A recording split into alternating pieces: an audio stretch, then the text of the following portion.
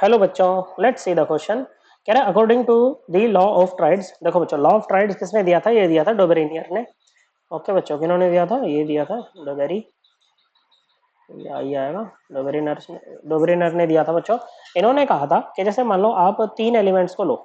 Okay बच्चों, इन्होंने तीन तीन एलिमेंट्स के क्या बनाए थे बच्चों? तीन एलिमेंट्स लिया तो इसको ट्राइड्स बोलते हैं। क्या बनाए थे बच्चों? ट्राइड्स बनाए थे। और इन्होंने कहा था कि फर्स्ट और थर्ड एलिमेंट के एटॉमिक मास का, किसका बच्चों?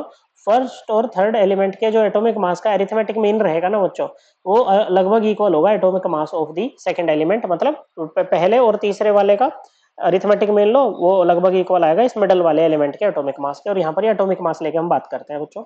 ओके, और इसमें ये भी रहता है कि जो जैसे सेकंड एलिमेंट है ना बच्चों, इसकी जो प्रॉपर्टीज होंगी ये कहीं ना कहीं इनके दोनों के बीच में ही होंगी, फर्स्ट और थर्ड एलिमेंट के बीच में ही होंगी। ओके चलिए, तो पढ़ते हैं स्टेटमेंट्स को। कह रहा है the properties of the middle element were in between those of the other two elements. बिल्कुल बच्चों, जैसे है कि इसकी सेकंड वाले की निकालते हैं। जैसे बच्चों हम अगर बात करें तो ये जैसे लिथियम, सोडियम, पोटेशियम। ओके बच्चों, ये आपका लॉ ऑफ ट्राइड्स को फॉलो करता है। तो इसमें जो सोडियम की प्रॉपर्टीज होंगी ना, वो लिथियम और पोटेशियम के बीच में लाई करेंगी बच्चों। लिथियम और पोटेशियम की प्रॉपर्टीज के बीच में लाई करेंगे। तो ये स्टेटमेंट आपका एकदम करेक्ट है। फिर कह रहा है the three elements arranged according to increasing weights have similar properties. नहीं बच्चों, ऐसा कुछ नहीं है इसमें कि आप कोई भी तीन एलिमेंट को उठा लो जिनकी वही आप इंक्रीजिंग एटॉमिक वेट के हिसाब से लगा दो, उनकी सिमिलर प्रॉपर्टी आ जाएंगी।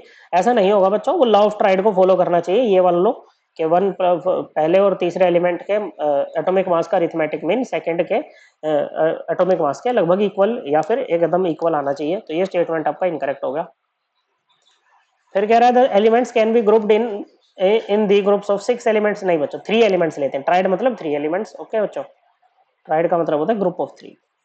Incorrect statement. Every third element resembles the element in the periodic first element in the periodic table। नहीं बच्चों, ऐसा नहीं कि भाई थर्ड वाला फर्स्ट को रिजेंबल करेगा। मतलब थोड़ा थोड़ा, अगर ये जैसे लॉ ऑफ ट्राइड फॉलो करेंगे तो थोड़ा थोड़ा ये एक दूसरे को रिजेंबल करेंगे। थर्ड वाला सेकंड वाले को भी करेगा, सेकंड वाला फर्स्ट वाले को भी करेगा। ऐसे ही बच्चों थर्ड वाला फर्स्ट वाले को भी करेगा। ओके, तो ये स्टेटमेंट तो आपकी इनकरेक्ट हो गई। ऐसे नहीं कि बस थर्ड वाला फर्स्ट वाले को करेगा, इनकरेक्ट। सो करेक्ट आंसर बताना था बच्चों, करेक्ट स्टेटमेंट हमें बतानी थी। So correct answer option number 1। I hope आपको एकदम क्लियर हो गया होगा। थैंक यू बच्चों।